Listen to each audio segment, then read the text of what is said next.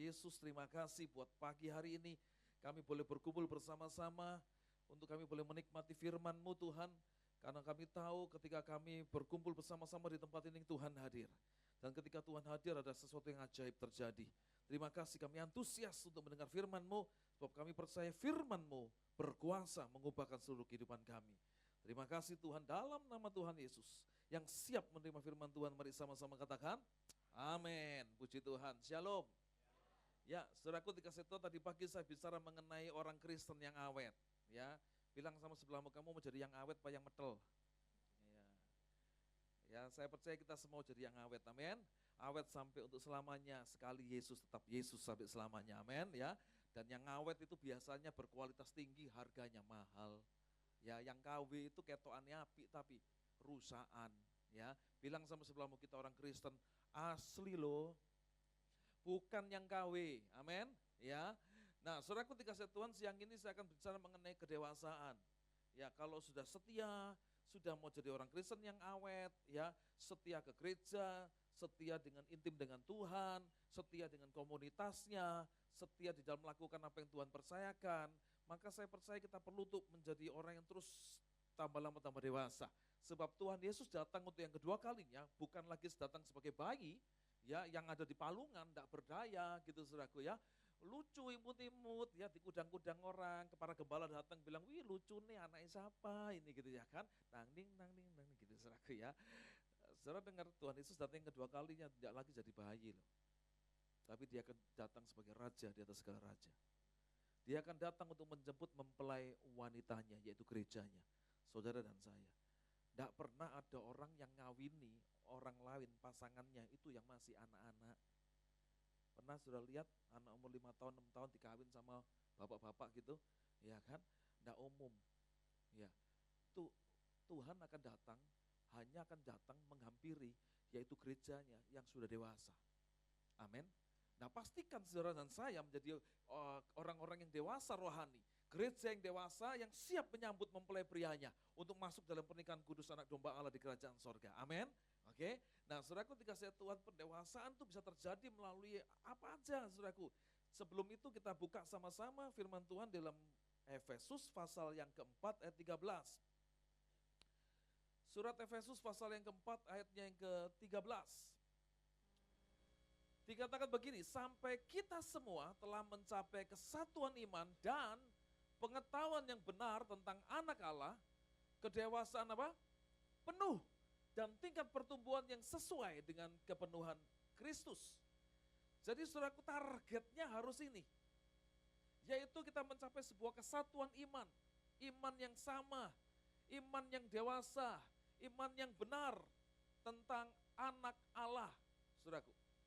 Dan tingkat pertumbuhannya juga sesuai dengan kepenuhan Kristus, saudara. Artinya kalau kita semua dipenuhi dengan kepenuhan Kristus, kita bertumbuh dewasa, kedewasaan kita menjadi penuh, terjemahan bahasa Inggrisnya itu mature man, manusia dewasa, terjemahan yang lain itu perfect man, manusia yang sempurna. Jadi kedewasaan itu identik dengan kesempurnaan. Nah Tuhan berfirman kepada kita semua, saudaraku, bahwa hendaklah kita sempurna sama seperti Dia yang juga adalah sempurna. Nah Bapak Ibu saudara dikasih Tuhan, saudara lihat di sini bahwa kedewasaan itu tidak terjadi dengan sendirinya. Menjadi tua itu sebuah kepastian, menjadi dewasa itu pilihan. Betul ya? Orang bertambah tua usianya itu pasti, tetapi menjadi dewasa itu pilihan kita. Dan pilihan-pilihan ini harus dibangun di atas sebuah keputusan-keputusan yang kita buat dengan benar. Itu sebabnya saudaraku dikasih supaya tidak sampai salah pilih, tidak salah mengambil keputusan. Maka kita harus punya 3 hal ini supaya kita boleh berjalan di dalam kehendaknya Allah dan bertumbuh dewasa seperti yang Tuhan mau. Ya, nah saudaraku dikasih Tuhan, ada orang yang kelihatannya tua tapi tidak pernah dewasa. Ada orang yang kelihatannya dewasa, tapi sama sekali tidak pernah bisa menjadi pribadi yang dewasa secara sesungguhnya, jadi berkat buat orang-orang di sekitarnya. Di dalam Injil Lukas dikatakan begini bahwa pohon itu dikenal dari buahnya. Ya, orang Kristen itu dikenal dari perbuatannya. Orang yang dewasa itu bisa dikenali dari sikapnya, cara berpikirnya, respon dan reaksinya. Yang ngerti katakan, heeh, iya, amin. Yang ngerti katakan, heeh. Oke. Nah yang pertama saudaraku dikasih Tuhan, kita tahu bahwa untuk menjadi dewasa itu kita tidak bisa sendiri. Kita butuh orang-orang yang lain di sekitar kita. Ya. Kenapa saudaraku? Karena firman Tuhan katakan di Amsal 27 ayat 17. Amsal 27 ayat 17 itu dikatakan begini, bahwa besi menajamkan besi, ya. Dan manusia itu apa? Menajamkan sesamanya. Besi menajamkan besi, orang menajamkan sesamanya. Jadi kalau kita mau jadi tajam, menjadi efektif, saudaraku, kita mesti punya partner. Kita mesti punya komunitas yang benar. Kita mesti punya orang-orang yang lain, pribadi-pribadi yang lain. Pastikan pribadi ini bermanfaat untuk hidup kita bisa maju ke depan, bertumbuh dewasa, jadi tajam. Kalau saudara diibaratkan seperti pisau, pisaumu mau dibuat tajam, enggak bisa saudara mengasah pisau itu dengan cara diasah atau dipakai, dia mempertajamnya itu dengan benda yang lebih lunak. Pisau enggak akan pernah jadi tajam kalau yang dipakai itu adalah godir. You know godir? Ya toh? Godir itu apa ya? Cau. Nah, tahu cau? Ya, nek godir apa? Ya godir ngono ae wis ya, ngerti ya? Enggak pernah bisa tajam yang namanya pisau ini kalau cuman dipakai buat motong godir, cau, ngerti ya? Kalau mau tajam mesti diasah di apa? Batu apa? Batu pengasah. Batu yang kasar, yang keras, baru bisa jadi tajam. Ya. Dengan kata lain, saudaraku, kita mesti ketemu dengan orang-orang yang bisa sepadan, yang bisa menolong kita jadi tajam, jadi meningkat, jadi dewasa, jadi tambah pinter. Saya dulu pernah dengar nasihat orang tua saya gini, kamu nek kepingin pinter ya, kumpul lo orang pinter. Kamu kepingin sekolahmu pinter, kumpul lo sama orang yang ngarahin pinter, supaya kamu ketularan pinter. Katanya gitu saudaraku, gampang sudah nasihatnya.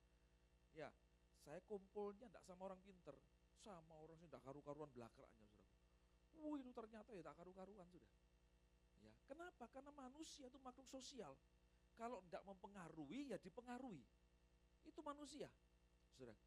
Nah oleh sebab itu pilihlah sebuah komunitas yang tepat supaya kita bisa terpengaruh dengan baik, bermanfaat buat kita semua.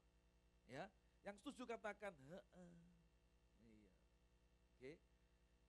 Kenapa saudaraku? Sebab di Kejadian pasal 2 ayat 18 Tuhan sudah berfirman. Kejadian 2 ayat 18 dikatakan begini, Tuhan Allah berfirman, tidak baik kalau manusia itu apa?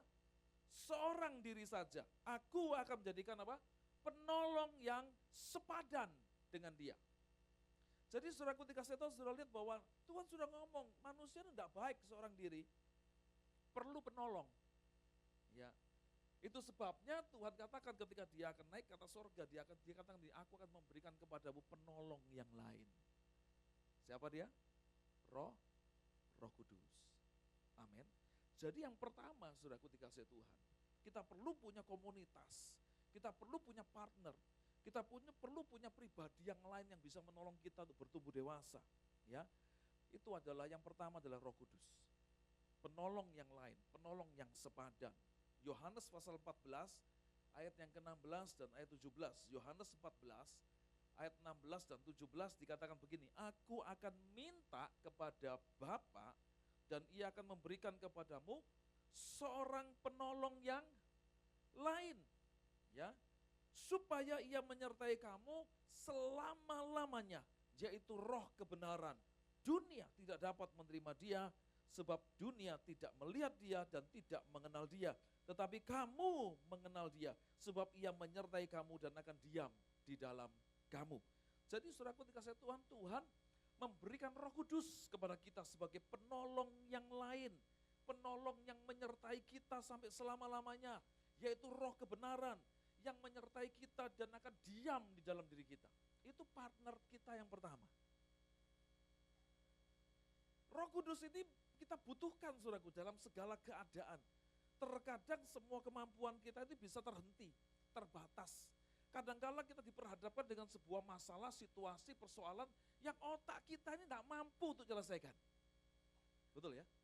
Pernah ngalami ya, terus tidak ngerti ini mau mesti bikin apa ini. Ya, saudara. Tapi Roh Kudus bisa tolong kita. Ya, Roh Kudus itu bisa menuntun kita untuk menemukan jalan keluarnya. Saudara. Satu kali saya ini pernah pada waktu saya masih belajar khotbah. Waktu-waktu masih belajar khotbah, saudaraku. Kemudian karena namanya juga belajar ya kan. Tidak bisa seperti sekarang. Nyiapin khotbah sudah sampai 3 lembar folio. Wah, tak baca. Wih, sapi ini pokoknya. Sudah, begitu khotbah ditemenin sama senior saya. Waktu itu saya masih di kaum muda. Begitu khotbah mulai, saudaraku. Kira-kira 5 menit, 10 menit. Semua bahan 3 folio itu wis entek kabeh tak sampaikan sudah. Lah terus sisanya ngomong apa iki? Ya kan? Nah, semua jemaatnya pada duduk nungguin gini, saudara. Saya sudah tidak ada lagi kata-kata yang bisa keluar. Saya cuman sambil keringetnya keluar semua, saudaraku ya kan. Waktu itu masih baru belajar khotbah. Tiba-tiba pada waktu situasi seperti itu, saya mesti tidak ngerti mesti bikin apa ini. Lah yang semua di jemaat nungguin ini mau ngomong apa lagi, ya kan? Mereka lihatin saya semua. Untung, ya puji Tuhan, pada waktu saya belajar itu jemaatnya sebagian besar orang tua-tua, saudaraku. Belum ada zamannya LCD gini. Nah, kalau buka ayat tinggal dibuka, seret langsung ketemu KB. Ya, nggak ada zamannya iPhone, iPad, ya, Alkifun, Alkitab, nggak ada, saudaraku. Alkitabnya semua pakai buku yang kertas begitu. Ya, orang tua-tua kalau disuruh nyari ayat, ya roto angel pelan-pelan kan, matanya sudah agak tua, ya sudah agak seberapa cepat seperti anak muda, saudaraku. Tiba-tiba situasi yang membuat saya tidak bisa melakukan apa-apa, ya, tidak ngerti mesti ngomong apa, keringat dingin sudah keluar semua, jemaat pada nungguin mau ngomong apa, beberapa saat hening di ruangan itu, tidak ada suara apapun yang terjadi, saya cuma dok, saudaraku, ya kan, tiba-tiba Roh Kudus kasih hikmat, suruh buka ayat. Saya bilang, ting, sudah pernah tahu? Kalau lagi buntu tiba-tiba di kepala ada yang bunyi ting gitu, saudara. Ting, waduh, ada ide. Tak suruh buka kitab Sakaria, bingung dia. Sakaria mana? Bukanya pakai gini. Srek, resek, ketemu sebelah mana? Ya kan, bingung Sakaria sebelah mana? Gini lagi, saudaraku. Kan suwe itu nyarinya. Begitu suwe nyarinya saya brosot, saudaraku. Saya bilang sama senior, gendeno, aku wis gak ngerti mesti ngomong apa. Saudaraku, aku brosot duduk, gantian dia naik ke mimbar. Ya, dia bilang gini, ya sudah ketemu semua, jemaatnya lihat, lu pendetanya kok ganti? Ganti, saudaraku, lu kok ini? Jadi Roh Kudus itu bisa memberikan kita sebuah jalan keluar yang kita tidak bisa temukan dalam hidup ini. Ingat, saudaraku, kita ini manusia terbatas. Tidak semua hal kita bisa mengerti, betul gak? Tidak semua perkara kita bisa selesaikan. Untuk itu kita butuh Tuhan. Kenapa? Karena kita ini terbatas. Kita tidak bisa selesaikan semua sendiri. Roh Kudus menolong kita. Roh Kudus adalah roh kebenaran dan menyertai kita, bahkan diam di dalam diri kita.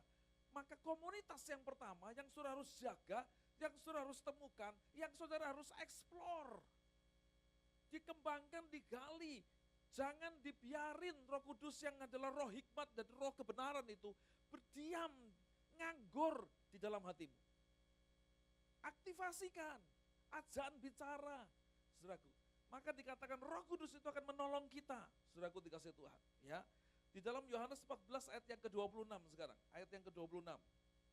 Dikatakan begini, tetapi penghibur, yaitu Roh Kudus yang akan diutus oleh Bapa dalam namaku, dialah yang akan mengajarkan segala sesuatu kepadamu dan akan mengingatkan kamu akan semua yang telah kukatakan kepadamu. Saudaraku dikasih Tuhan, orang itu punya daya ingat itu terbatas. Ada yang masih ingat 1 bulan yang lalu khotbahnya apa di sini? Ada yang masih ingat 2 minggu yang lalu, 2 minggu yang lalu khotbahnya apa? Kalau yang khotbah siapa masih ingat ya? Oh, yang khotbah, ya lali ya Pak. Yang khotbah siapa aja lupa, apalagi isi khotbahnya. Tambah lali, saudara. Saudara dengerin saya khotbah sini, saudaraku ya. 100% saudara denger, saudara nangkapnya cuma 70%. Saudara turun dari lantai 2, turun ke bawah, nyalami Ibu Gembala, saudaraku. Shalom ya. Tanya, ya Pak, diberkati tidak sama firmannya? Iya Pak, puji Tuhan, ya kan? Saudaraku, yang mana khotbahnya yang diberkati, yang memberkati, ya poin yang mana? Iya Bu Anu, tadi itu soalnya ya gitulah Bu. Halo, selamat pagi semua, ya kan? So, turun dari sini, turun ke bawah, berkurang lagi tinggal 50%. Begitu doa berkesan, ya apa kabarmu? Kemarin aku ke tempatmu, kamu udah ada. Kamu lu tak telepon, mau tajak di pasar Atom, saudaraku. Harga kain di pasar Atom meleng. Tapi ayat firman Tuhan baru didengar 10 menit yang lalu. Mau turun, baru salaman. Biasanya ya apa kamu itu? Besok situ ya, saudaraku. Janjian. Besok situ tak jemput loh kamu. Ya kan kita pergi bareng, saudaraku. Sudah sampai di bawah, 50% hilang. Sampai di rumah,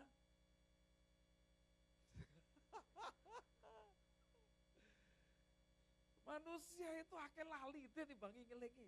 Makanya dicatat, amin. Diapain? Dicatat, ditulis. Ingat saudara, ya kan? Lupa pasti, ya. Nah, saudaraku dikasih Tuhan, ada lagi yang bermanfaat. Roh Kudus itu mengingatkan kita akan semua yang telah kukatakan kepadamu. Diingatkan sama Roh Kudus. Makanya kita butuh Roh Kudus. Amin, ya. Nah, saudaraku dikasih, saudara lihat di sini bahwa dia mengajarkan segala sesuatu kepada kita. Tentang etika, tentang menjadi dewasa, tentang sikap, tentang perkataan, tentang pilihan-pilihan dan keputusan-keputusan yang kita harus ambil. Supaya semua pilihan kita bisa tepat, benar, keputusan kita tepat, benar, sehingga kita bisa jadi dewasa. Saudaraku, menjadi orang yang bertanggung jawab, menjadi orang yang bisa diandalkan oleh kerajaan sorga dan oleh sesama manusia. Amin. Saudaraku, itu Roh Kudus yang ngajarin kita. Untuk mendewasakan kita, yang pertama itu Roh Kudus. Saudara, firman yang kita pernah dengar itu digali dan diingatkan, dimunculkan sama Roh Kudus. Termasuk pada waktu kita baca Alkitab. Pernah enggak baca Alkitab terus enggak ngerti? Pernah? Ini maksudnya apa ya? Enggak ngerti. Betul ya? Jangankan saudara yang jemaat, aku pendeta ya kadang enggak ngerti. Iki ayat apa maksudnya? Kadang saya baca ayat yang sama, saya bisa dikasih pengertian 2-3 pengertian. Ya, tembak-tembakan.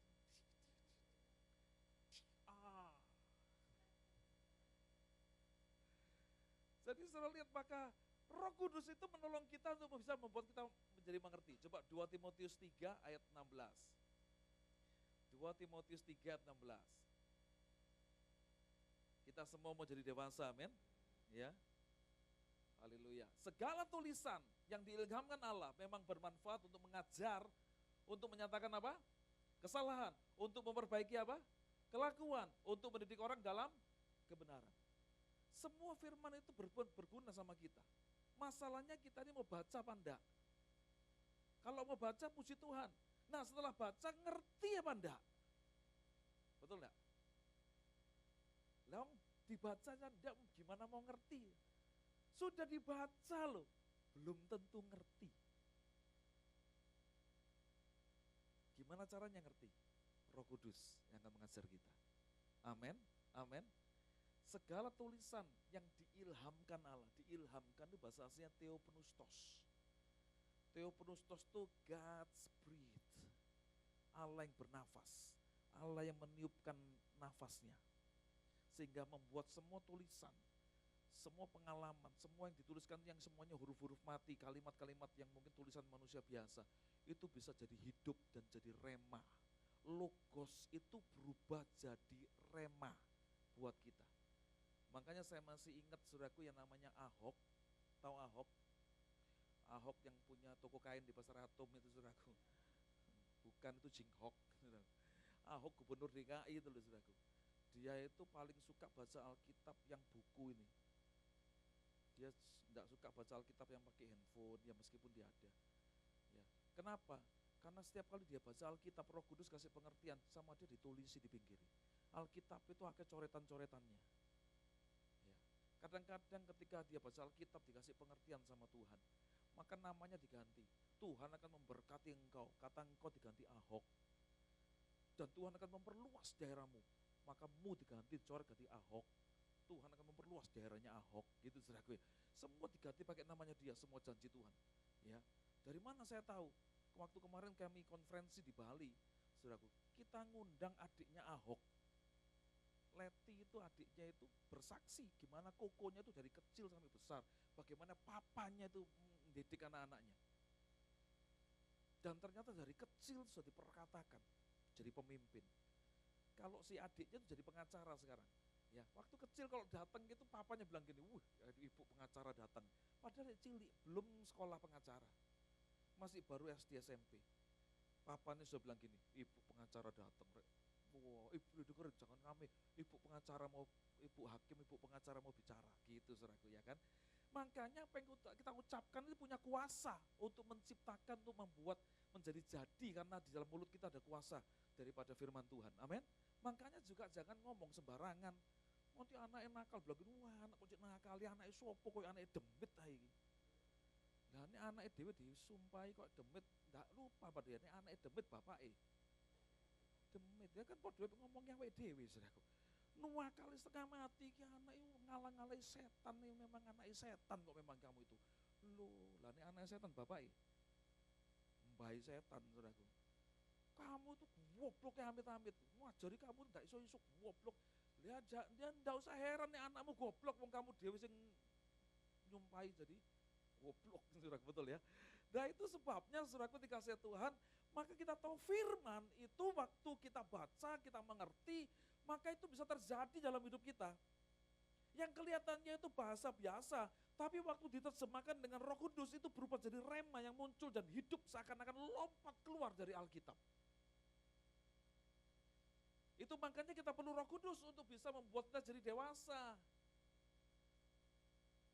Kekristenan yang dewasa tidak ditentukan dengan berapa lama jadi orang Kristen. Ada yang jadi orang Kristen berpuluh-puluh tahun, ya enggak dewasa-dewasa. Ya tersinggungan, ya tetap gitu aja.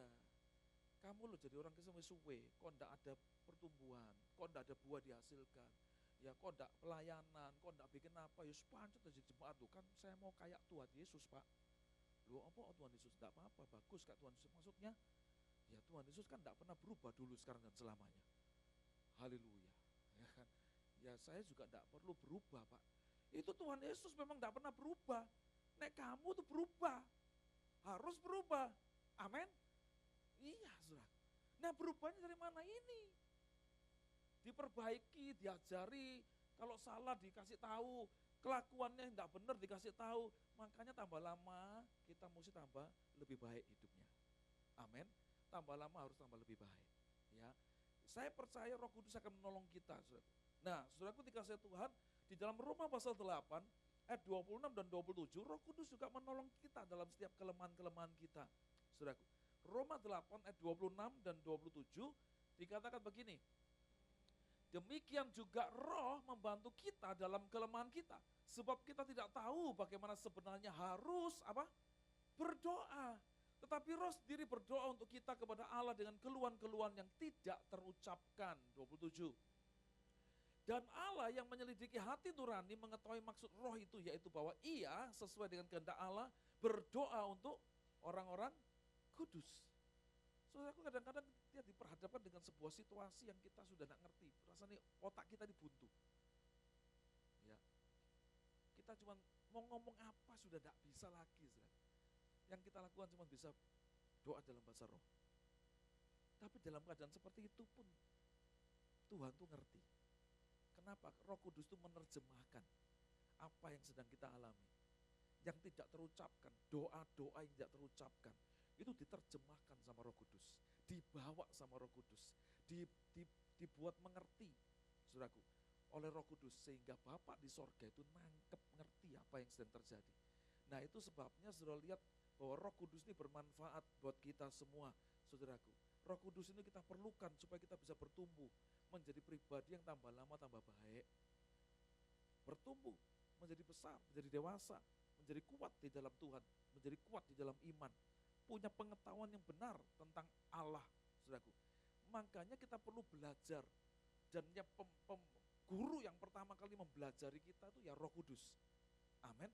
Dia yang ngomongin kita, ngajarin kita, membuat kita mengerti. Sebab kalau kita kurang mengerti, kurang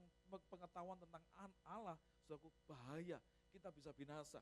Ya, di dalam kitab Hosea dikatakan umatku binasa karena tidak mengenal Allah, saudaraku. Terjemahan bahasa Inggrisnya bukan cuma tidak mengenal, tapi lack of knowledge. Lack of knowledge itu artinya kurang kenal. Jangankan tidak mengenal, kurang kenal bisa binasa. Saudara. Makanya kita mesti bertumbuh di dalam pengenalan yang benar akan anak Allah, akan Tuhan kita, ya. Sampai kepada tingkatan yang seperti itu, mencapai kesatuan iman, pengetahuan yang benar tentang Allah, kedewasaan penuh, dan tingkat pertumbuhan yang sesuai dengan kepenuhan Kristus. Yang pertama, kita perlu Roh Kudus. Amin. Persekutuan dengan Roh Kudus menolong kita untuk menjadi dewasa di dalam kerohanian kita. Yang kedua, apa yang kita butuhkan supaya kita bertumbuh dewasa, punya kehidupan yang memiliki kesatuan iman, pengetahuan yang benar, ya, saudaraku, tentang Allah. Saudaraku, yang kedua ini adalah mesbah keluarga. Pastikan di setiap keluarga saudara ada mesbah.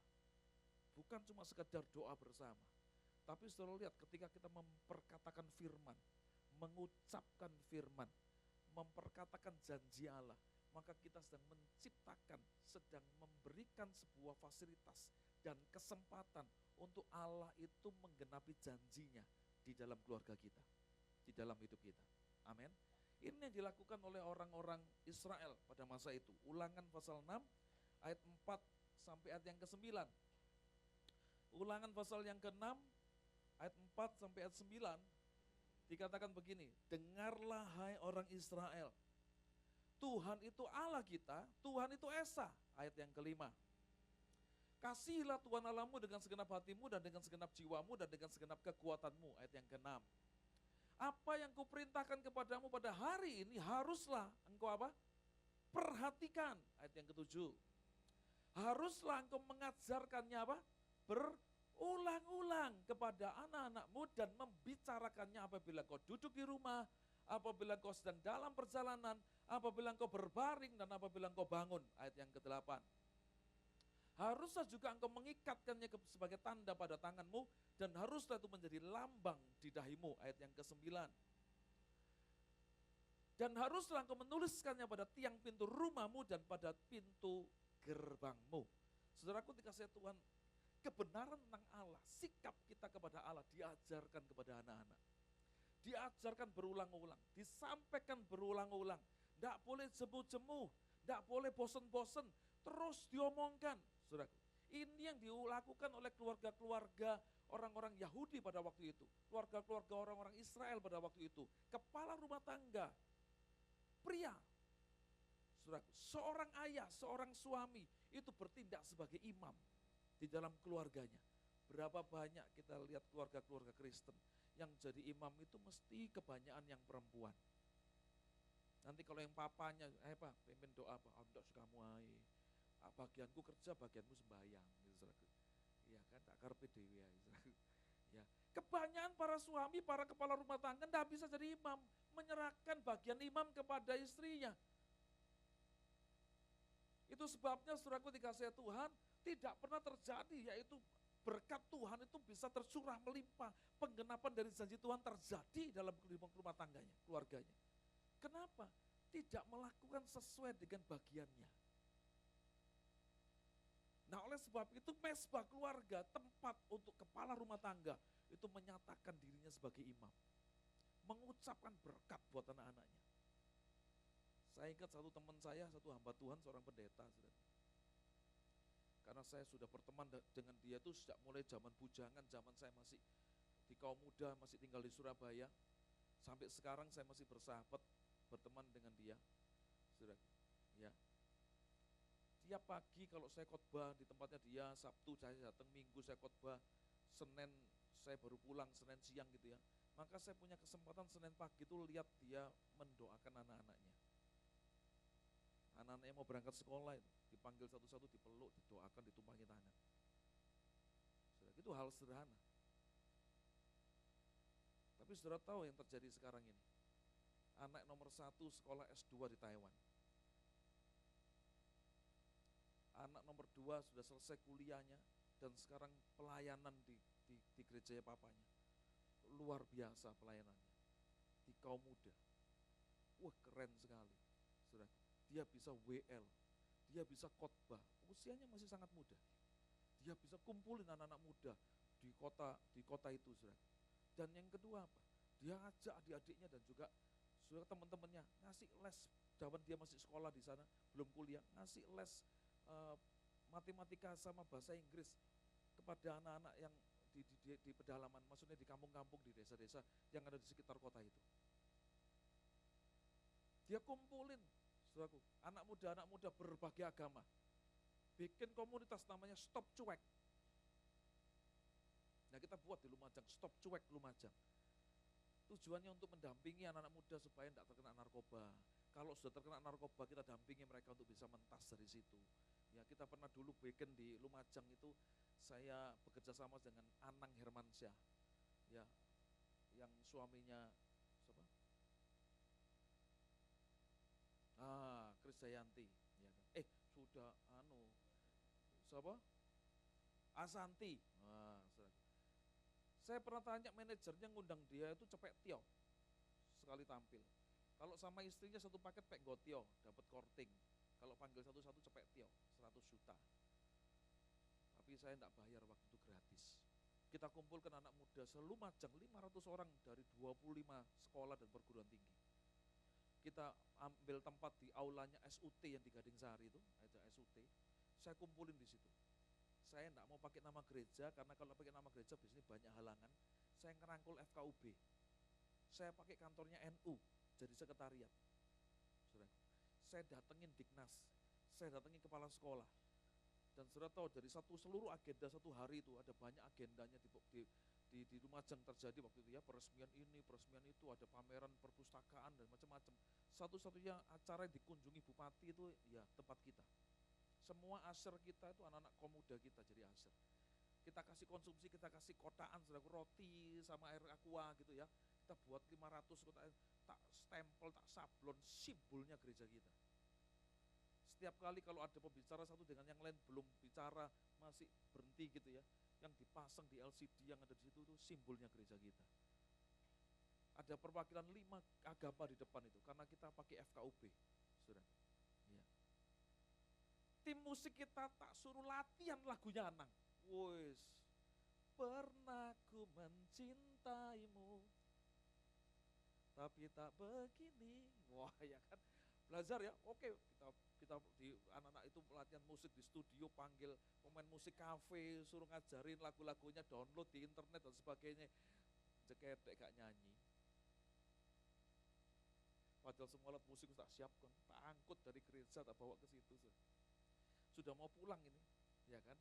Ini 500 anak muda sudah nunggu dia. Tak bilang gini, Mas, nyanyi yo, satu lagu ya, anak-anak ini kepingin dengar kamu nyanyi. Oh gitu ya, iya Mas, satu aja. Kemudian saya maju lagi, karena saya jadi apa jeneng itu, host ya, pembawa acara lah gitu saudaraku ya. Duduk di depan sama apa ketua FKUB, sama Pak Bupati, sama kepala sekolah SUT di depan itu, saudara. Dikasih meja gitu ya kan. Sudah saya bilang gini, saudara mau saya yang nyanyi apa Mas Anang nyanyi? Mas Anang, aku yang Mario. Wow, kata dia gitar muda-muda. Ya kan, sama kok suaranya beda tipis, 11-12 aku sama Mas Anang, tak bilang gitu. Nggak mau, katanya saudaraku. Akhirnya dia nyanyi. Ya, kita buat itu. Sampai kita lahir, saudara boleh cek di Facebook atau di ada media sosial, saya lupa di mana lagi. Stop Cuek Lumajang.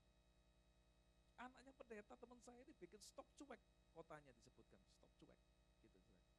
Nah saudara, ketika saya saudara lihat anak nomor 3 itu sekarang sekolahnya di Amerika. Waktu anak ini masih kecil ditanya sama papanya, kamu besok mau sekolah apa? Mau sekolah di mana? Aku mau sekolah pokoknya di luar negeri. Aku mau sekolah di Amerika. Papa nih bilang gini, papamu ini pendeta nak, iya nek pengusaha, iya nek gembalanya GPI Maranatha. Papamu ini pendeta di kota cilik nak, bukan di Surabaya. Pokoknya aku mau sekolah di luar negeri pak. Ya wis nak, tak doakan. Didoano sudah. Sudah tahu apa yang terjadi begitu dia lulus SMA? Daftar di Saint Louis keterima. Sudah mulai sekolah. Muncul di internet teman-teman yang bilang, ini lagi buka ini apa sekolah di luar negeri Singapura. Ya apply saudaraku. Dia apply sendiri, papanya juga gak ngerti. Papanya gak bisa ngomong Inggris, saudaraku ya kan. Ngomong bahasa Inggris sudah bisa, saudaraku ya. Ya sih saya pokoknya you know I know lah gitu Akhirnya anak ini ngeplay, diwawancara, diterima, dapat beasiswa. Seorang tua yang dikasih tiket pesawat berangkat ke sana, saudaraku, untuk anaknya bisa masuk sekolah di Singapura. Saya ikut datang ke Singapura, karena ini teman baik atau pendeta ini teman saya kepingin lihat, saya sudah kayak omnya sendiri buat dia. Saya kepingin dalam tanda kutip keponaan saya yang dari ya keponaan ketemu gede maksudnya, itu kepingin lihat dia masuk sekolah di Singapura. Wih keren, dapat uang saku, dapat beasiswa. Selesai sekolah di Singapura, apply sekolah di Amerika, dapat juga sekolah di Amerika, dapat beasiswa. Waktu kita mulai dari kecil sudah menabur firman, maka satu kali kita akan lihat hasilnya. Amin, saudaraku. Ada anak kaum muda kita di Lumajang. Anak ini kasihan karena orang tuanya sudah lepaskan dia karena tidak mampu. Kita yang handle, kita yang bayar sekolah, kita beri dia tempat tinggal sampai dia lulus SMA. Lulus SMA dia datang ke saya, papi aku doain aku mau pindah ke Surabaya, aku kepingin kuliah. Oh kuliah sekolah tinggi ya, tapi biayanya tidak ada. Doa pasti bisa. Ya Roh Kudus pasti akan tolong kamu. Aku mau daftar di sini, ya cobaan. Tak bilang UC, Universitas Ciputra itu keren, tak bilang gitu. Cobaan, waduh mana bisa? Aku lo siapa? Tidak mungkin bisa. Nyoba lo gak bayar. Kamu tinggal apply buka di internet, selesai. Nanti kan sisanya serahkan Tuhan. Sudah tahu apa yang terjadi? Dia keterima di UC tanpa bayar. Awalnya dia mesti store 6 juta, itu pun sudah beasiswa. Ya, terakhir dipanggil lagi sama pihak sekolah. Dia bilang gini, 6 jutamu ini tak kembalikan sama kamu, karena kamu terpilih untuk menerima beasiswa 100% di UC, Universitas Ciputra. Yang bisa sekolah di sana itu anak wong sugih tok. Betul enggak, saudara? Iya kan? Tapi ini anak orang enggak punya, dia bisa masuk sana. Saya saksikan di mana-mana. Saya tahu dia dulu kecilnya seperti apa. Dan dia mulai pelayanan, saudara. Dia pelayanan dari tidak bisa apa-apa, bisa main bass, main musik, bisa ngedrum, bisa keyboard, saudara. Jadi pengurusnya kaum muda. Begitu lulus SMA, dia ke Surabaya. Ya.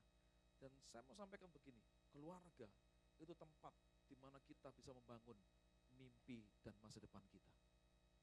Amin. Nah itu yang menolong kita bertumbuh dewasa, menolong kita menemukan masa depan yang luar biasa, saudaraku. Dan itu kalau pola itu sudah lakukan, maka saya percaya anak-anakmu, seisi rumahmu akan menerima, yaitu bagian yang ditentukan oleh Allah bagi mereka. Sesuatu yang tidak masuk akal, sesuatu yang tidak pernah dilihat oleh mata, tidak pernah didengar oleh telinga, bahkan tidak pernah timbul dalam hati, Tuhan sudah sediakan bagi mereka yang mengasihi Dia. Amin. Nah, saudaraku, di mana munculnya itu? Dibangunnya di keluarga. Makanya pastikan dalam setiap keluarga saudara itu ada mesbah. Kalau bikin mesbah jangan buru-buru. Wis kesel, wis ngantuk, wis kebengen iki menit tangi isuk lho iki. Kerjane akeh wis cepet wis sembayangnya dipercepat saudaraku. Selesai saudaraku. Kayak ingat kalau kaset dicepetno zaman dulu enggak. Ya kan wis tampok yang penting sembayang turu. Saudaraku, jangan. Berdoa. Sungguh-sungguh lepaskan berkatmu buat anak-anakmu. Ya bangun masa depan mereka dengan memperkatakan janji Tuhan yang diucapkan. Makanya saudaraku dikasih Tuhan, saya dorong, saya ngelatih, bahkan saya lakukan di gereja kami di Lumajang. Setiap kali kita mendoakan anak-anak sekolah minggu, anak-anak Rocky, ya Rock Church Kid, Royal Church Kid itu namanya anak-anak kita di sana. Itu orang tuanya tak suruh maju, tak suruh nyembayangi anak-anaknya. Dan pada waktu mereka berdoa, mereka tidak boleh berdoa dalam hati. Mereka mesti berdoa diucapkan dan mesti telinganya anaknya mendengar. Karena apa? Pada waktu kita mengucapkan itu membangun iman, menciptakan masa depan. Memperkatakan firman itu memegang janji Allah. Amin. Jadi itu yang dilakukan oleh apa? Oleh orang-orang Israel pada masa itu. Tidak boleh lupa, diikatkan di tangannya, ditaruh di ambang pintu rumah, bahkan sampai pintu gerbang. Pintu gerbang bicara mengenai kota, saudaraku. Jadi yang namanya kehidupan di dalam rumah, yaitu semua iman, semua mesbah, semua kebenaran firman, semua etika kehidupan, pengajaran-pelajaran kehidupan yang dibangun di rumah oleh sebuah keluarga, itu harus berdampak sampai kota.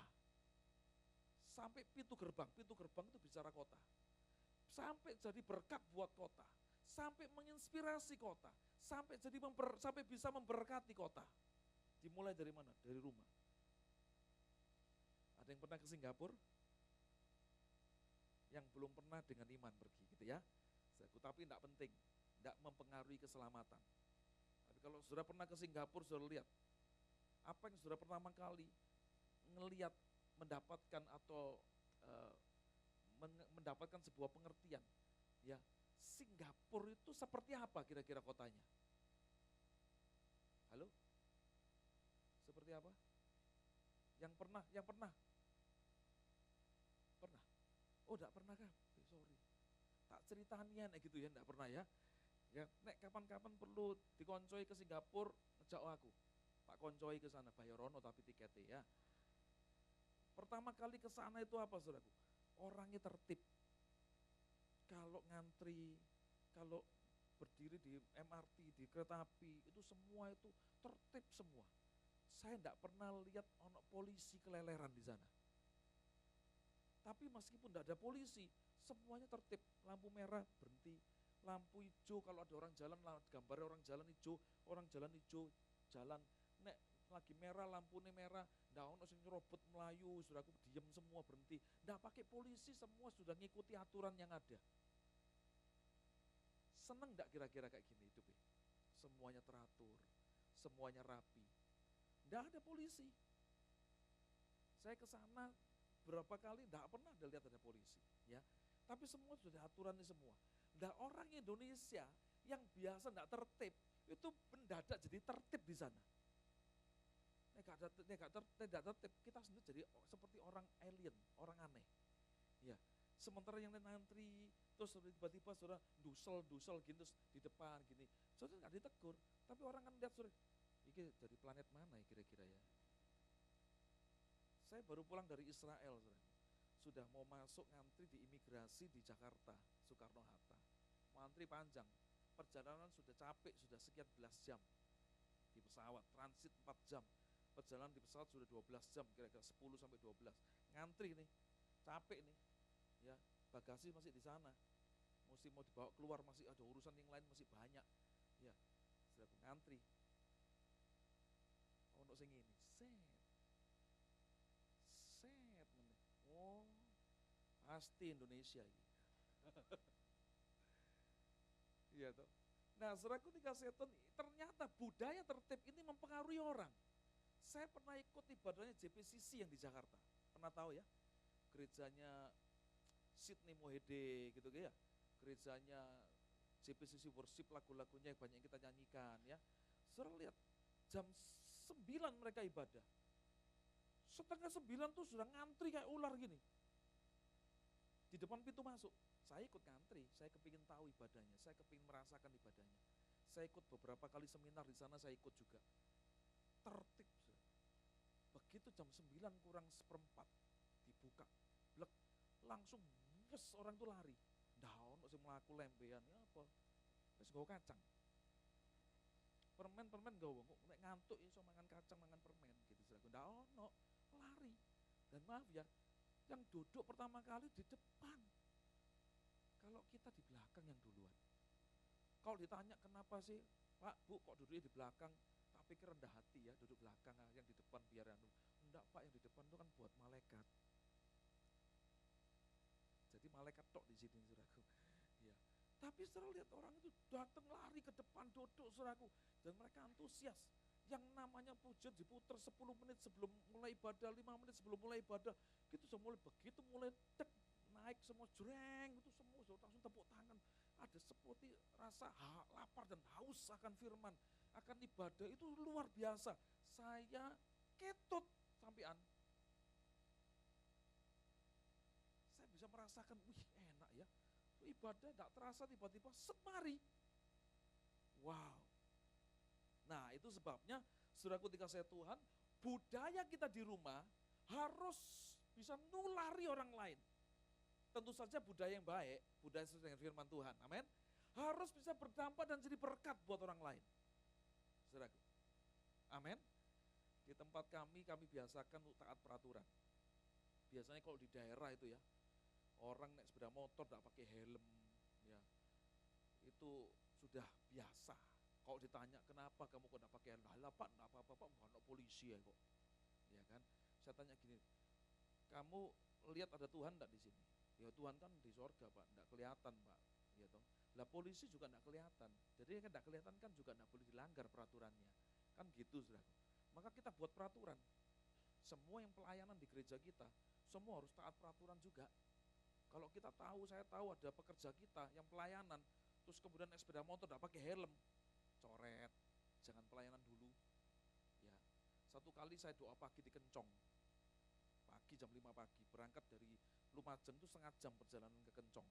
Ya, ketika saya sampai di sana, ada pekerja kita naik sepeda motor enggak pakai helm. Loh, helmnya mana? Pak, itu loh pagi Pak. Lah Kencong itu kan kota kecil, saudara.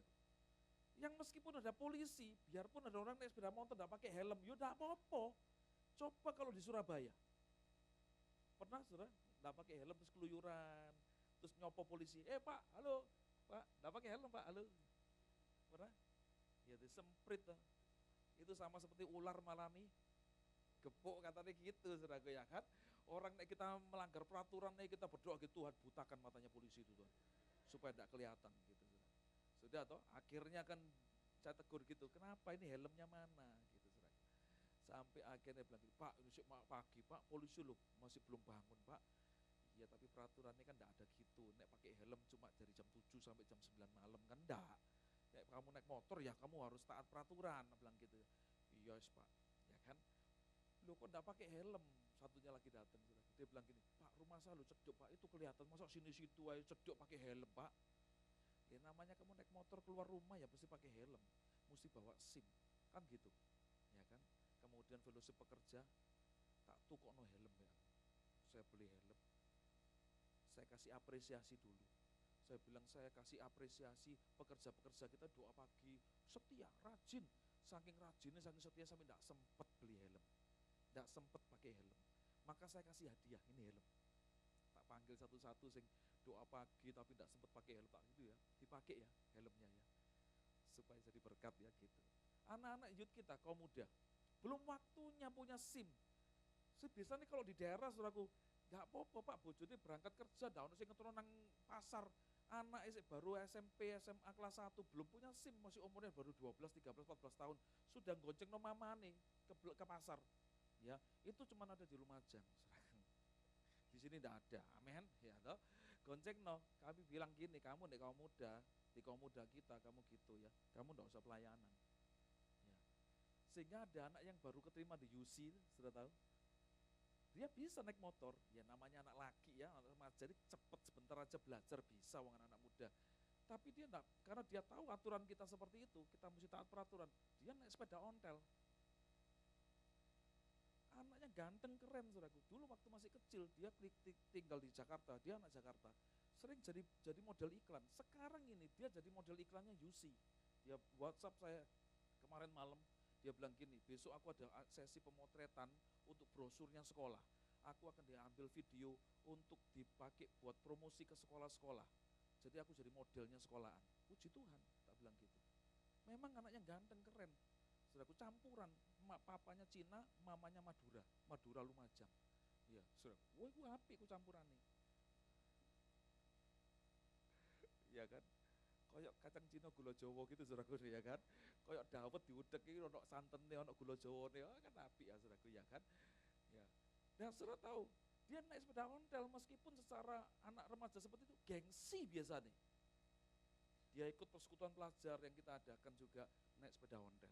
Dia datang ibadah kaum muda pakai sepeda ontel. Nah kita coba ngajari, dari mana itu bilang? Harus dimulai dari rumah, dimulai dari keluarga kita. Baru ketika itu mereka dibangun fondasinya, mereka keluar dari rumah kita, mereka kuliah di tempat yang lain, jauh dari kita sebagai orang tua, mereka sudah punya fondasi yang bisa mempermuliakan nama Tuhan. Amin. Ya. Yang ketiga, yang terakhir, apa yang membuat kita bisa menjadi dewasa? Apa yang membuat kita menjadi orang-orang yang bisa diandalkan? Saudaraku, yang ketiga adalah komsel, katakan komsel. Ya, komsel itu adalah komunitas sel dari orang-orang benar.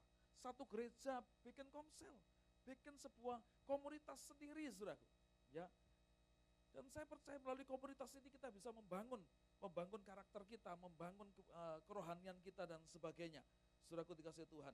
Sebab dikatakan, saudaraku, besi menajamkan besi, orang menajamkan sesamanya. Dan ketika di Amsal 13 ayat 20, kita mempunyai sebuah komunitas yang benar, Amsal 13 ayat 20 katakan begini saudaraku, siapa bergaul dengan orang bijak menjadi bijak, tetapi siapa berteman dengan orang bebal menjadi malang. Nah saudaraku, kalau kita punya komunitas orang-orang benar, orang-orang yang bijak, orang-orang yang mengerti firman Tuhan, menghidupi firman Tuhan, kita juga ikut merasakan manfaatnya. Kita juga yang akan menerima hasilnya yang baik, saudaraku. Ya, itu sebabnya kita perlu komunitas, kita perlu kumpul sama-sama, saudaraku, untuk membangun sebuah kedewasaan dalam diri kita, saudaraku dikasihi Tuhan. Ya, nah pada waktu jemaat mula-mula di Kisah Para Rasul 2 ayat 41 sampai 47, maka dikatakan di situ bahwa mereka itu punya sebuah kebiasaan yang berubah daripada sebelumnya. Ya, Kisah Para Rasul 2 ayat 41 sampai 47.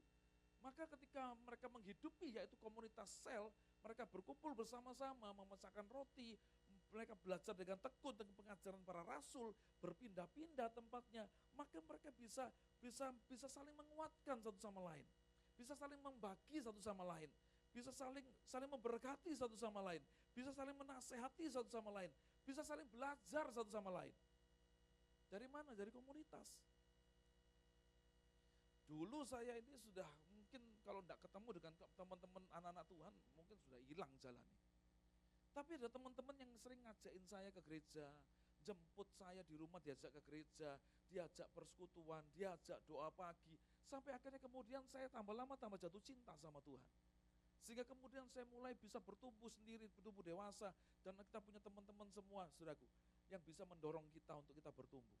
Itu yang membuat saya bisa sampai seperti saya sekarang. Karena apa? Karena ada teman-teman.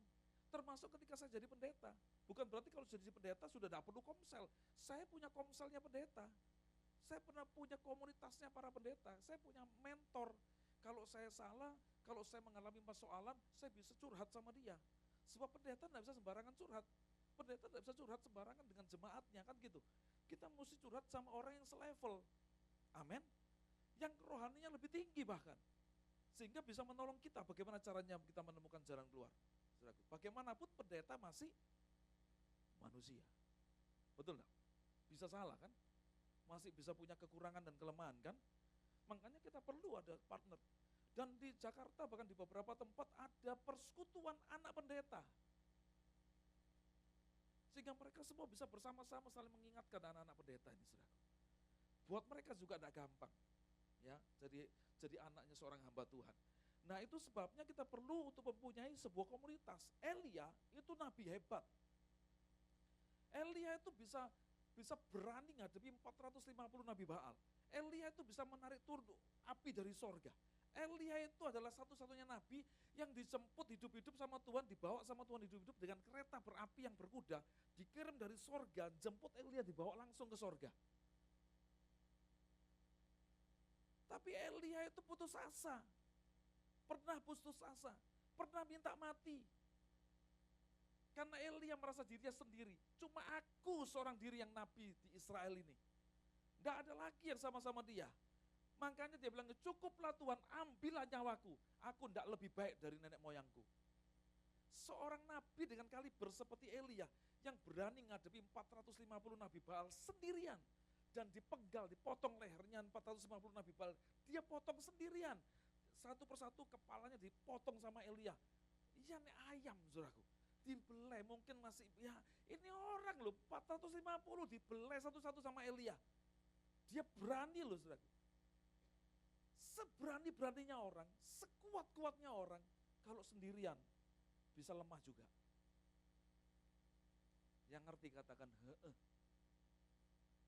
Makanya Elia itu menjadi putus asa, nyerah. Ambil nyawaku sudah. Ya kan saudaraku? Bilang sama sebelahmu, enggak usah minta mati, nanti mati sendiri. Ya, jangan niru Elia dalam hal ini maksudnya ya. Nah saudaraku dikasihi Tuhan, sudah lihat. Karena enggak punya komunitas, maka Elia bisa burn out, bisa menjadi kecewa, bisa menjadi putus asa, bisa menjadi tawar hati, bisa kehilangan api, bisa kehilangan gairah, saudaraku, sehingga dia bisa berhenti di tengah jalan. Itu sebabnya kita butuh komunitas. Ibrani 10 ayat 24 dan 25, ini gunanya. Ibrani 10 ayat 24 dan 25, Dikatakan begini, dan marilah kita saling memperhatikan supaya kita saling mendorong dalam kasih dan dalam pekerjaan baik. Ayat 25, janganlah kita menjauhkan diri dari pertemuan-pertemuan ibadah kita seperti dibiasakan oleh beberapa orang, tetapi marilah kita saling menasehati dan semakin giat melakukannya menjelang hari Tuhan yang mendekat. Jadi saudaraku dikasih Tuhan, dengan komunitas itu kita bisa saling memperhatikan, saling mendorong, ya, saling menjaga, saudaraku saling menasehati, saudaraku dikasih Tuhan. Dan kalau kita punya orang-orang seperti itu di sekitar kita, kita menjadi orang yang beruntung. Kita bisa menjadi kuat, karena hidup ini tidak mudah. Betul ya, hidup ini tidak gampang. Apalagi menjelang kedatangan Tuhan, itu kasih sebanyakan orang semakin dingin, orang tambah jahat, orang tambah cinta dirinya sendiri, saudaraku. Ya, itu sebabnya kita butuh komunitas yang bisa menolong kita untuk tetap memelihara iman kita, untuk kita berjalan sampai kepada tujuan. Nah, saudaraku dikasih Tuhan, satu kali saya pernah lihat videonya yang saya lihat di Facebook gitu ya, direkam pakai handphone. Ada seorang anak kecil itu mungkin lagi ujian senam atau gimana, dia mesti lompat papan rintangan atau kuda-kuda, ya, yang ada sampai tinggi dan dia mesti lompat gitu ya, ngerti ya saudaraku ya? Itu mungkin kayak semacam ujian senam atau apa ya. Teman-temannya semua duduk di sebelah sana. Ini para orang tuanya dari anak-anak itu saudaraku duduk di sebelah sini. Semuanya pada ngerekam pakai handphonenya. Saya kenal lihat ada beberapa handphone diginiin saudaraku. Yang saya lihat itu handphone yang di belakang, ya, sehingga saya bisa lihat beberapa ibu-ibu di depan tuh pegang handphonenya begini. Anak ini lari, saudaraku. Di situ ada papan rintangan, ada kuda-kuda, ya, yang harus dilompati sama dia. Kemudian gurunya bilang, prit, mulai gitu ya. Dia mulai ancang-ancang, dia lari, saudaraku. Waktu dia lari, dia mencolot, enggak bisa, nyantol, tok, gitu. Enggak bisa melompati papan rintangan ini, ya, kuda-kuda, papan kuda-kuda ini, ya, saudaraku. Enggak bisa melompati. Kemudian disuruh ulangi, ayo ulangi. Yang kedua, ancang-ancang lagi, prit, gitu kan gurunya, terus dia lari lagi, lompat. Enggak bisa lagi. Namanya anak kecil 2 kali nyoba enggak bisa, nangis, saudaraku. Gitu saudaraku ya kan. Teman-temannya sorak-sorak, ayo ulangi lagi, kamu pasti bisa, ayo gitu kan, teman-temannya kasih semangat saudaraku. Ini anak kecil sambil gitu saudaraku. Nggak mau beranjak dari situ. Gurunya datengin dia bilang, nggak tahu ngomong apa, nggak ngerti. Akhirnya anak ini mau berangkat lagi, nyoba lagi. Ancang-ancang lagi. Percobaan yang keberapa? 3, nyoba lagi. Disemprit lagi sama gurunya, prit gitu saudaraku. Dia coba, dia lari. Nyantol lagi. Gagal lagi saudaraku. Kali ini nangisnya tambah banter. Wah, gitu saudaraku ya kan. Gurunya pun nakan dia enggak bisa saudaraku. Ya kan. Kemudian teman-temannya, ayo bisa, enggak mau beranjak. Apa yang dilakukan teman-temannya? Turun dari tempat duduknya. Semua rame-rame turun saudaraku, terus kemudian mereka semua bikin lingkaran sambil rangkulan terus gini. Anak itu ditaruh di tengah, enggak tahu diomongin apa, enggak ngerti dia. Pokoknya saya lihat gambarnya seperti itu. Nah tiba-tiba mereka bikin jual, yes gitu saudaraku. Kemudian balik lagi, anak kecil-kecil duduk di tempatnya. Dan anak yang gagal 3 kali yang nuangis ini kemudian dia kembali. Dan kemudian apa yang dilakukan? Dia coba, percobaannya yang berapa? 4. Dia tunggu gurunya. Prit gitu saudaraku. Dia coba, begitu dia lompat, apa yang terjadi? Sukses, berhasil. Bisa melewati, lulus ujiannya. Kadang-kadang keberhasilan itu tidak bisa langsung muncul dari dalam diri kita. Kadang-kadang keberhasilan itu muncul oleh karena kita punya orang-orang yang mendukung kita. Ada orang-orang yang menyemangati kita. Ada orang berkata, kamu bisa. Mungkin kita sudah kehilangan kepercayaan kepada diri kita sendiri. Mungkin kita merasa bahwa kita sudah tidak mampu, tidak sanggup, sudah tidak bisa. Wes lebih baik nyerah aja. Tapi orang-orang di sekitarmu, kalau kau punya komunitas yang benar, maka komunitasmu ini akan bisa menyemangati engkau. Sehingga engkau bisa mengalami kesuksesan dan keberhasilan. Amin. Itu perlunya komunitas. Ya. Dan itu sebabnya siang hari ini saudaraku dikasih Tuhan. Yang pertama, persekutuan dengan Roh Kudus harus saudara alami. Harus saudara terus tingkatkan. Harus terus ada dalam diri saudara. Yang kedua, mesbah keluarga. Harus ada dalam kehidupan kita. Yang ketiga, komunitas sel, komunitas dari orang-orang percaya. Itu akan membuat kita bisa bertumbuh dewasa. Kita menemukan pencapaian kita yang maksimal selama kita hidup di dunia ini. Amin. Sudah diberkati? Puji Tuhan, mari kita tundukkan kepala. Haleluya. Bapa di sorga, terima kasih buat apa yang sudah kami dengar. Biarlah Roh Kudus yang dalam diri kami boleh terus mengeksplor semua potensi kami, menolong kami, berdoa buat kami, memberikan hikmat kepada kami, sehingga kami boleh bertumbuh dewasa, menjadi pribadi yang dapat diandalkan, menjadi pribadi yang berbuah-buah lebat bagi kemuliaan nama Tuhan, yang bisa menuntun kami sampai kepada tujuan ilahi dalam hidup kami. Dan biarlah yang kedua Tuhan, komunitas yang kedua dalam keluarga. Kami boleh membangun mesbah keluarga. Karena kami tahu, berawal dari rumah kami, berawal dari keluarga kami bisa mengalami pencapaian-pencapaian yang luar biasa. Kami boleh menikmati, yaitu apa yang menjadi rancangan dan janji Allah di dalam kehidupan kami boleh digenapi. Kami boleh menjadi pribadi-pribadi yang berdampak dan jadi berkat, mempengaruhi orang-orang di sekitar kami, bahkan bagi kota ini. Terima kasih Tuhan. Dan yang ketiga, ketika kami memiliki komunitas sel, komunitas orang-orang benar, komunitas dari orang-orang percaya, kami akan memiliki yaitu kemampuan, kesempatan untuk bertumbuh dewasa, mengerti lebih banyak, jadi pribadi yang lebih baik. Sehingga kami boleh menjadi orang-orang yang setia sampai akhir dan mendapatkan mahkota yang Tuhan sediakan. Terima kasih Tuhan, berkati dan meteraikan apa yang sudah kami dengar. Dan biarlah kami menjadi seperti yang Tuhan firmankan. Dalam nama Tuhan Yesus, semua yang diberkati bersama katakan, amin. Terima kasih atas nama gereja, kami terima kasih atas pelayanan Bapak Ishak Latif yang sudah menjadi saluran berkat lewat firman Tuhan pagi hari ini. Tuhan Yesus memberkati. Biasanya kita akan memberikan persembahan, kita mau memberikan yang terbaik buat Tuhan. Sebelumnya kita akan membaca ayat firman Tuhan yang terdapat dalam Lukas 6 ayat yang ke-38. Mari kita baca bersama-sama, 2, 3. Berilah dan kamu akan diberi suatu takaran yang baik, yang dipadatkan, yang digoncang, dan yang tumpah keluar akan dicurahkan ke dalam ribaanmu. Sebab ukuran yang kamu pakai untuk mengukur akan diukurkan kepadamu. Amin. Petugas kolektor boleh menjalankan kantong persembahan. Kita melihat info gereja sepekan minggu. Shalom jemaat Tuhan, selamat datang bagi Bapak Ibu, Saudara-saudari yang baru pertama kali hadir dalam ibadah di GBI Maranatha. Berikut info GBI Maranatha dalam sepekan. Bergabunglah bersama kami dalam ibadah doa puasa setiap hari Rabu pukul 12 siang. Rasakan dan nikmati lawatan Tuhan dalam ibadah doa malam setiap hari Jumat pukul 7 malam.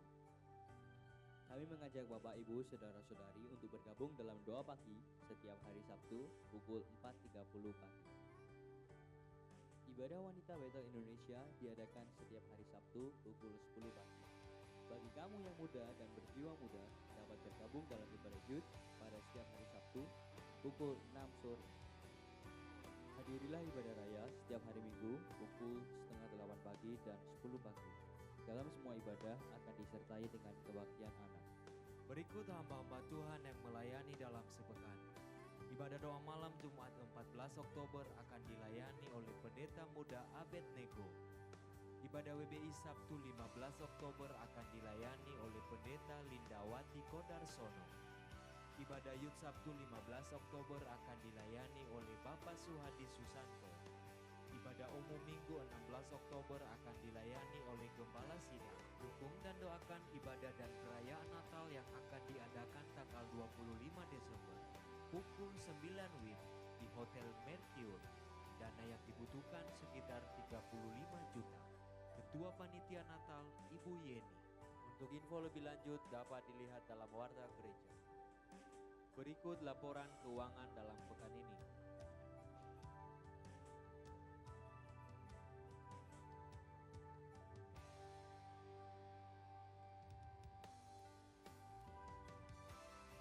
Follow Instagram GBI Maranatha di username yang tertera di layar LCD. Tuhan Yesus memberkati. Ada teman dari Bapak Gembala. Saya undang Bapak Ibu jemaat berdiri bersama-sama kita akhiri ibadah pagi hari ini.